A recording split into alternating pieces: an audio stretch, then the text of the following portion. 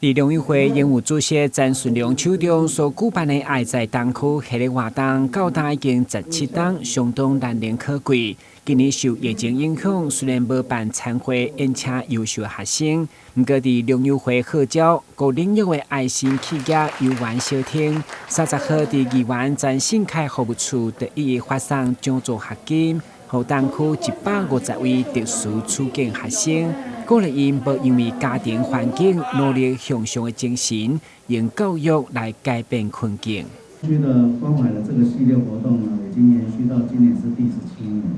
那当然就是非常感谢呢，我们所有的良友会的成员，还有我们这些社会对于关心我们学子的这个学业，还有他未来的发展的这些社会的善心人士呢。每一年呢，都有你们的相助，你们的帮忙，让我们这个活动呢才可以一直延续。在这边呢，仅代表呢良友会呢，来感谢各位，也希望各位能够一年一年的继续支持，让我们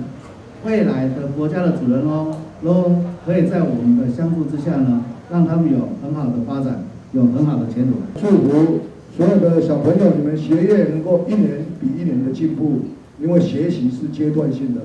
你们小学的阶段打好基础，到了国中要更加的努力。没有好的基础那是不行的，所以我希望你们能够以后如果学业进步，以后出社会成功了，也要秉持过去我们参加这个活动来回馈给社会，这是我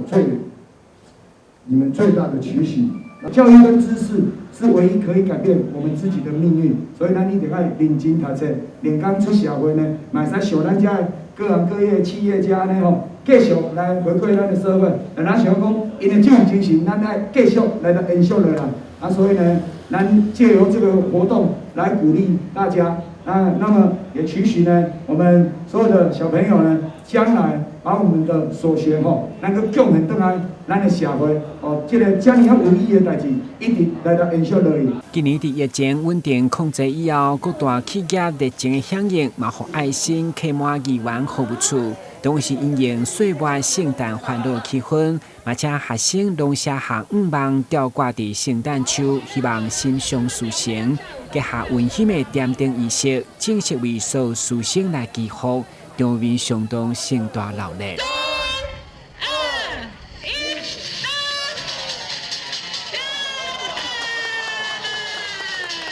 台南新闻，郭文吉、林英根采访报道。